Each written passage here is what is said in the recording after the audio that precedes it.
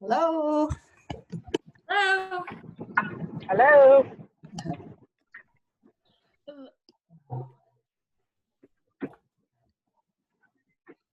Can't be outside today. It's rainy here. It's nice here. It's not too hot. Good. You're out west somewhere? Yeah, Hot Springs, Black Hills. Okay. We're headed there this weekend. Staying at It's Spearfish. Is it? Yeah.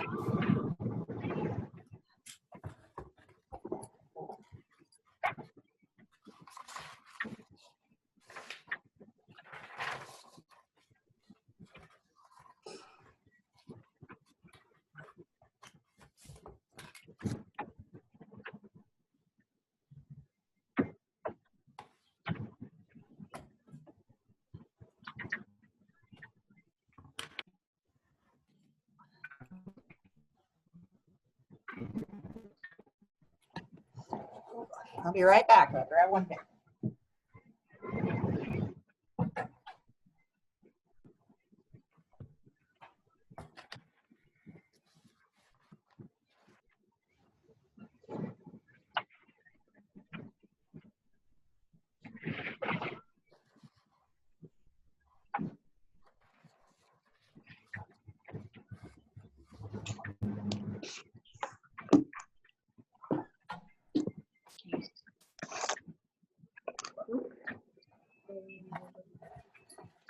Hello. Hi.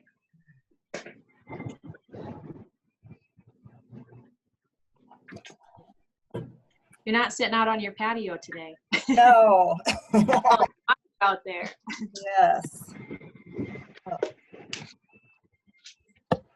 Took my son to meet a friend at 605 Ninja, and just as we got there, it was downpour. It's drenched in there. I've heard good things about that place. Yeah, it is fun. Now my older son does not like it, that he doesn't have like the upper body strength to be successful at it, but the younger one, he loves it. That's fun.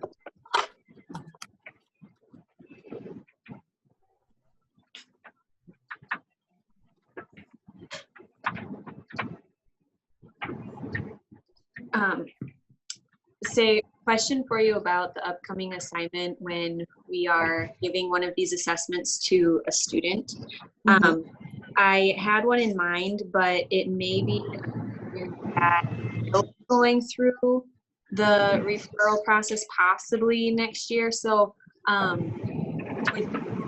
know you kind of mentioned I don't know. So should I steer clear of that one, you think? Probably.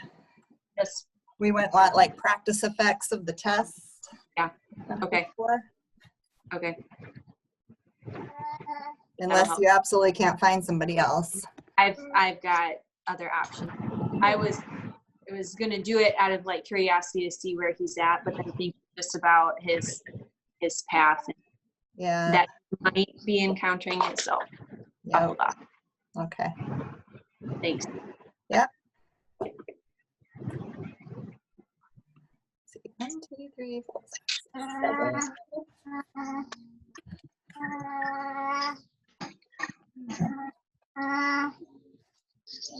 Abby just licked in my mouth.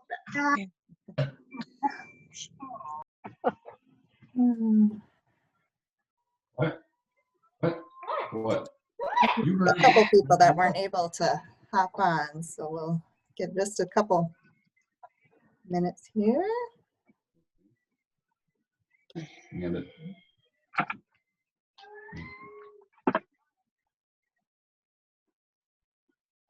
I just want to see. 7. All right. Thanks for hopping on again today. We were all inside. Oh, you made it. You made it, Heather.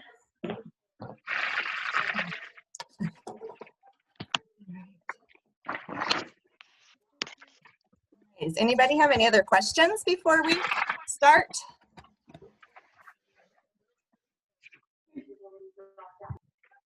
All right.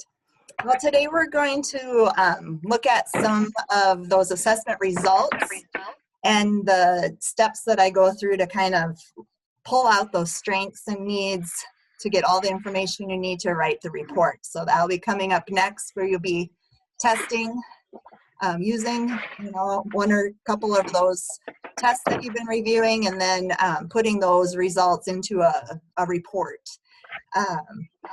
And someone had asked today, is there a certain template that you'd like, that I'd like you to follow? I would suggest using what your school district uses so that you get practice using that format.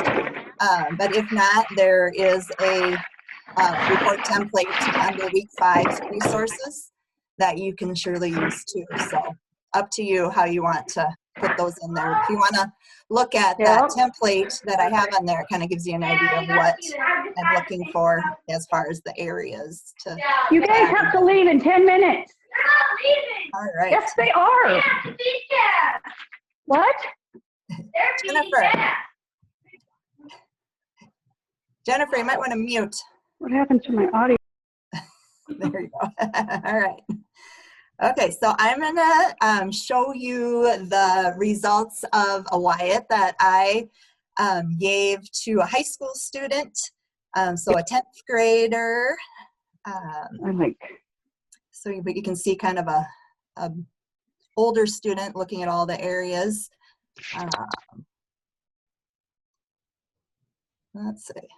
Oh, what am I doing here?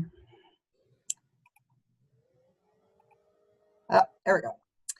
All right, let me find. I have a whole bunch of documents to show you today, so hang tight. A lot back and forth. All right.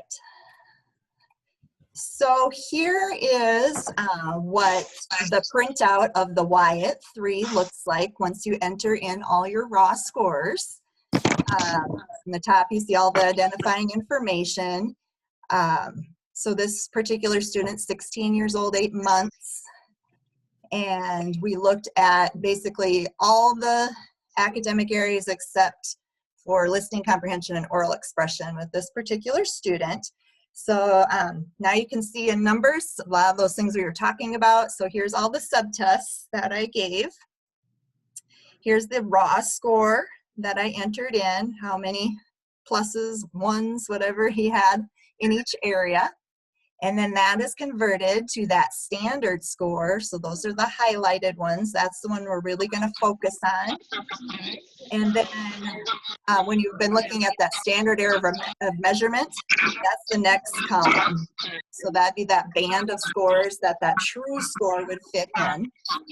And then next column's that percentile rank.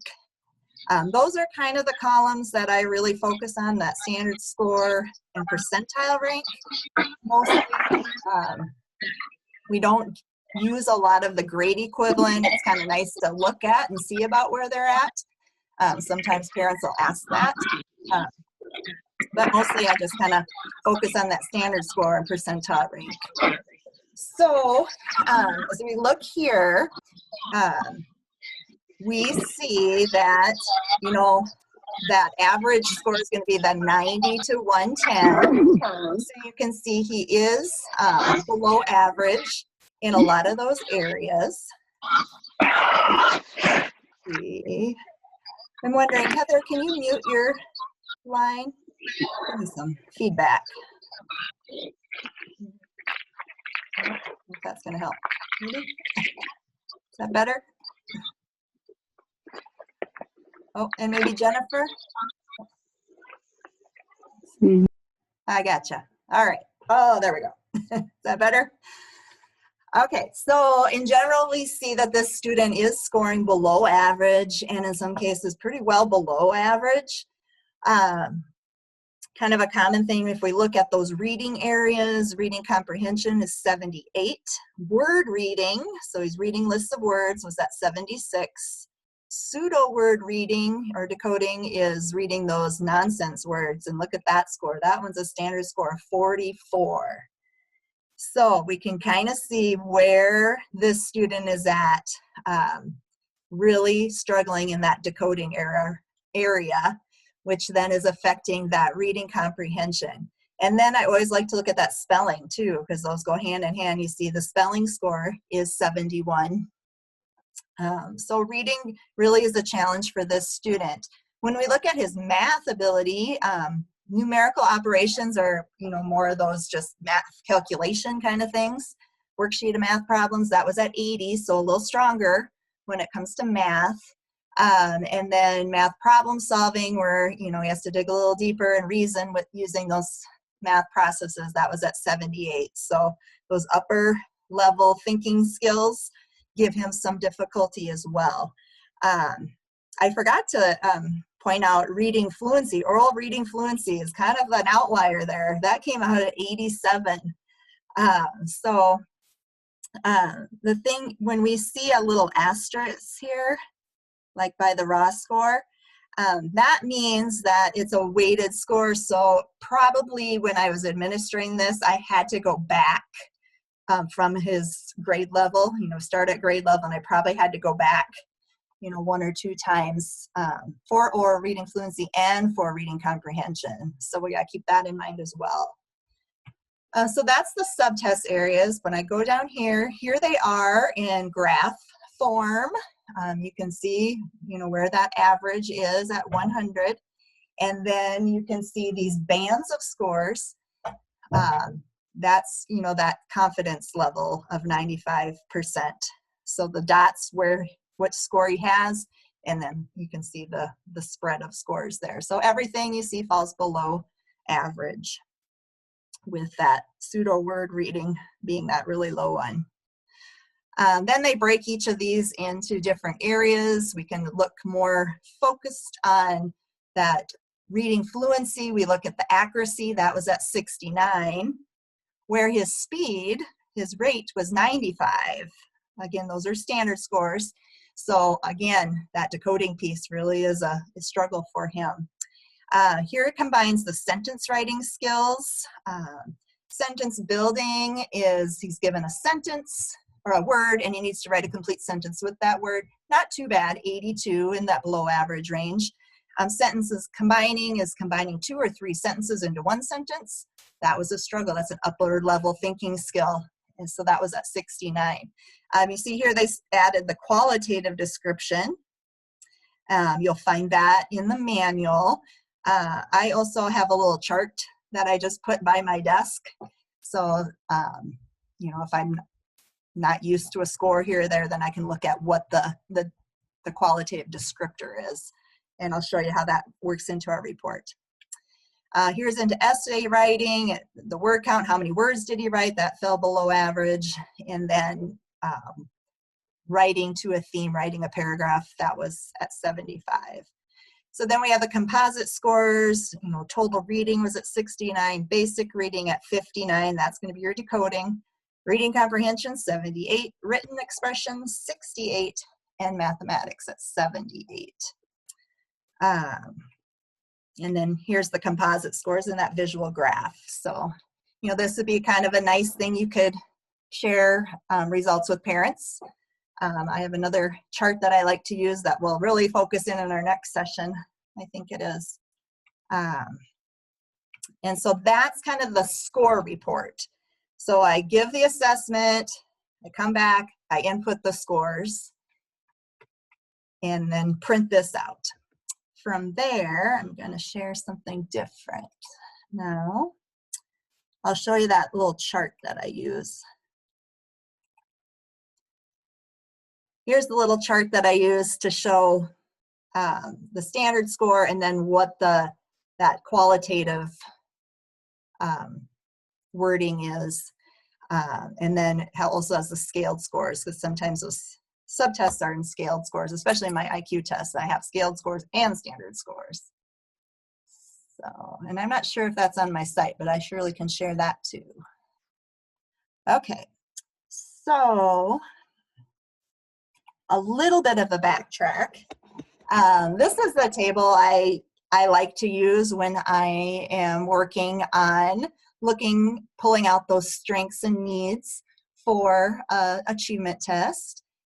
So first of all, I kind of like one form for everything. So this is the form I use for every student. It has my student interview that I start with to kind of build that rapport. Some of those questions. So I use that at first. And then here is where I like to put my raw scores from my protocol. So I don't have to flip pages when I'm going to the computer's online scoring. I like to have it nice so I can just go down the list and enter in each. They're in the order that they come in the program, and I think that just makes it easier. Okay, so then from there, I kind of go each subtest and look at kind of an error analysis. Look through what did they do well, what did they have more difficulty with, and then I write that on this sheet under strengths and needs. And I'll show you how that kind of converts over to the report. I can find it here. There it is. Okay. Oh, hold on. That's not it.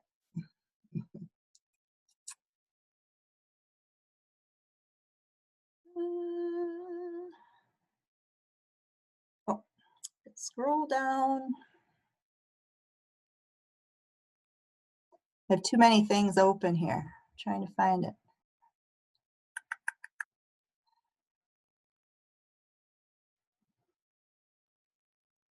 Oh, for goodness sake. All right.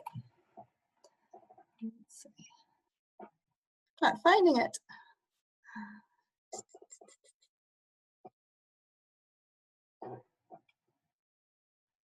I'm sorry, you guys.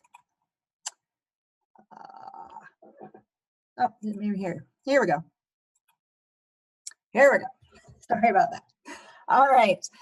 So this is what my report looks like when I go to share achievement results. So I just take all of these raw score or these standard scores and percentiles from that score report I just showed you.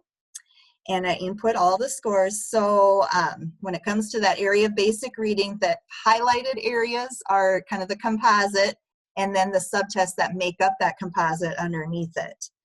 And you can see some have more than one test that comprise that score, and some, like reading comprehension, are just reading comprehension. So now the thing we want to make sure, when we only have that one subtest, we want to make sure that that particular subtest reliability is for sure that 0.80 or higher. Because we want to know we're getting that valid or reliable results from that one subtest, because we don't have, you know, more than one source. So in this case, that reading comprehension is strong. When we come to mathematics, we know that for learning disability, they can qualify in math calculation or math problem solving. So for this particular area, we also need numerical operations to have a 0.80 or higher, as well as math problem solving. So that's kind of something to keep in mind too when you're looking at tests, you know, what makes up that either composite score, or is the subtest itself strong enough to be used on its own. So here's where those qualitative descriptors come in. So we have VL meaning very low, low, low average, average, high average, superior, and very superior. So again, you can quickly visually see kind of where he falls. We see for sure, you know, in that below average area. When we remember that we thought that reading fluency score was, you know, kind of an outlier, kind of higher, we can kind of see here now why that kind of averaged out to be a little higher. The reading rate was right in the average range, but his accuracy while reading was pretty low. So when we average those two scores together, we get more than 87, when probably that fluency fits probably more closely with the 70s he got in the reading comprehension, and basic reading even lower. So it also provides a little definition for parents so they kind of get an idea of what each area tested. And then So now I would go down here, and I like to, some people like to do a narrative of each area, each skill. I really like to break it down in just lists of their strengths, lists of their needs. And sometimes if you have students that something comes out, a real strength, sometimes I have a hard time coming up with a need, and so I might leave that blank. But generally I try to look for something to put in there. You can see probably struggled to find a strength for basic reading skills for this particular student. But I found that looking through his word lists and how he did, he was reading a lot of those sight words, so that became a strength. I try not to leave that section blank. No parent wants to see that. So then just looking, I try when they're decoding, I really try to write phonetically how they said the word, so that I can do that error analysis and look to see where are the problems coming up. So for this particular student, after analyzing the word reading subtest as well as that pseudo word decoding, I found a lot of times he would leave off those word endings or that middle consonant. He had a tough time when it came to multi-syllable words. It broke down at that vowel combination level. And that last one, in general, it was harder for him to read nonsense words than to read real words. So he probably memorizes a lot of ones he knows, but to apply those phonetic rules, that was really hard for him.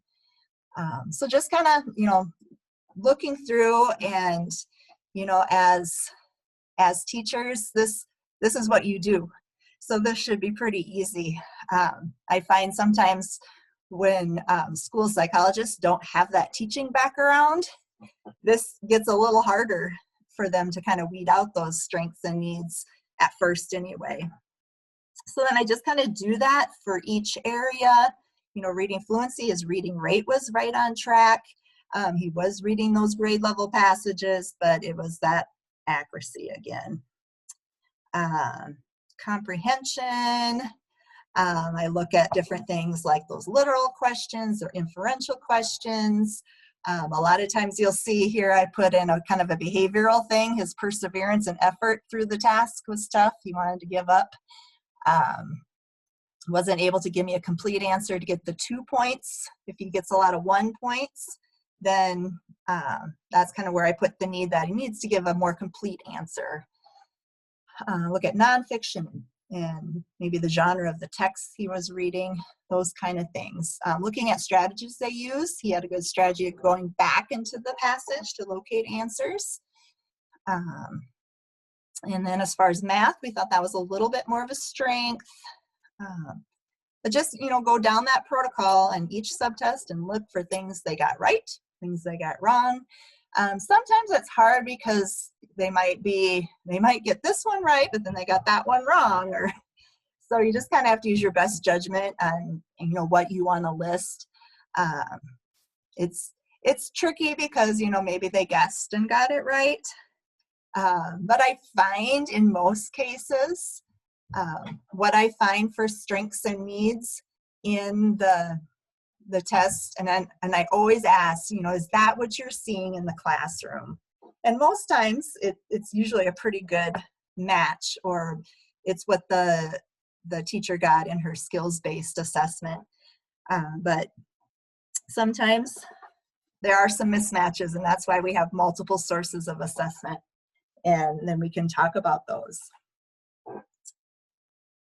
Does anybody have any questions on that process? Then I have a little practice for us.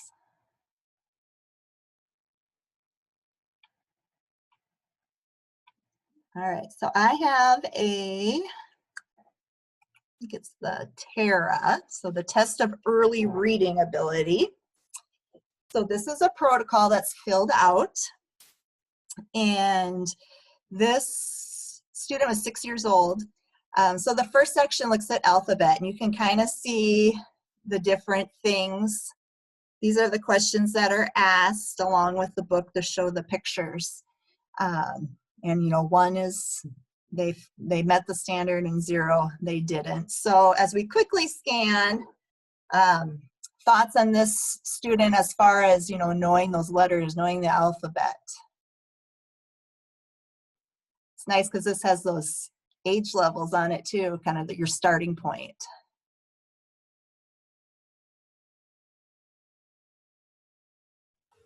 And the student was 6, you said? Yes. Okay. So, I mean, they seem to have a strong grasp for the alphabet for their age level. I mean, the beginning letter sounds. Yes. You see where it might start to break down for the student, or what level they would be at teaching wise.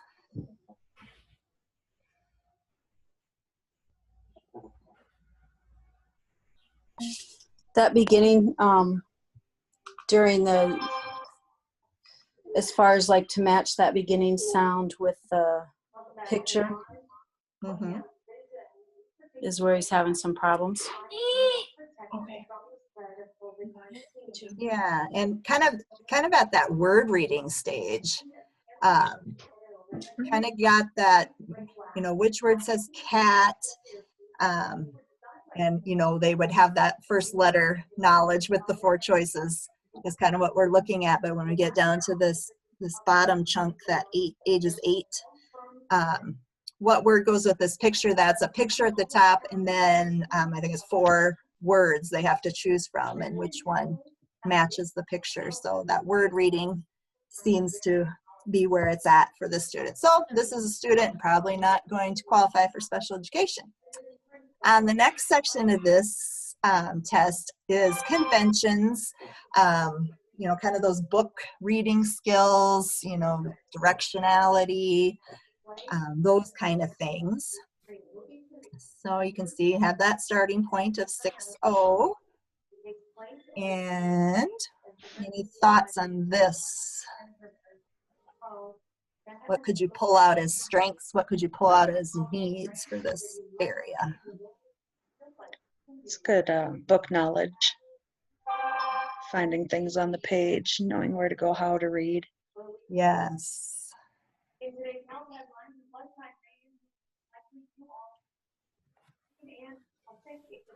And then the next would be the more technical book parts, like the author and the index, which are higher level things than 6 years old, but Right. something to work on. Yeah. Yeah, good. And then the last section here we have is meaning. So kind of starts out with some environmental print, and then goes into different types of things you might encounter using reading.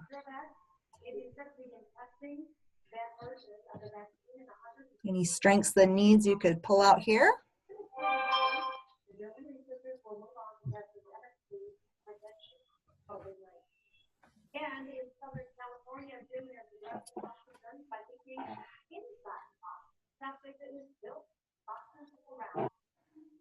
And when there's no pictures to go with the words, he started struggling.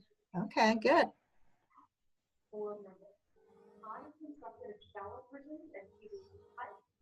Yeah, let's see, I'm just looking for, this is the one where they want them to know like fairy tales. Looks a little bit different. This might be the,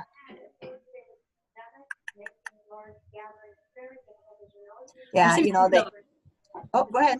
I was going to say just environmental things they don't know, like a school crossing sign and Yeah. notes and menus and stuff. Yep. Low exposure, I don't know. Sure. All right, and then when you get down to this age 8, show me 2 words that go with this word. So they have to be able to read the word, and then the choices to find the 2 that go categorically together.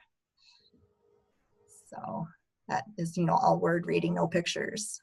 So that's kind of just how we go through and do that process. I'm trying to think here if I had something else. Might be all I have. All right, I'm gonna stop sharing here a second.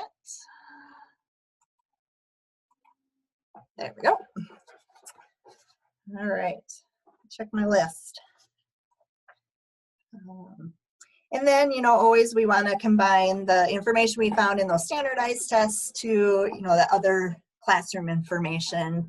A lot of what we talked about last week, you know, the DIBEL scores, those core phonics things, any of that progress monitoring you might be doing in the classroom, and that's kind of where that skill-based information comes, which would be in a separate report, but you'd want to, unless your district does, you know, all one big long report. But, you know, then mold those two together to start developing those IEP goals for a student. So kind of curious for you guys, what process have you used in your school to, you know, gather that decision-making data to make decisions?